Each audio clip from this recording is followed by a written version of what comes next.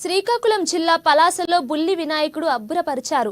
వినాయక చవితి సందర్భంగా శ్రీకాకుళం జిల్లా కాశీబుగ్గలో పర్యావరణ ప్రేమికుడు కొత్తపల్లి రమేష్ ఆచారి తయారు చేసిన ద్రాక్ష పండు సైజంతా సూక్ష్మ మట్టి గణనాథుడి కళాఖండం చూపరులకు అబ్బురపరుస్తోంది. తాను తయారు చేసిన బుల్లి గణపయ్యకు తన ఇంట్లోనే పూజలు నిర్వహించారు.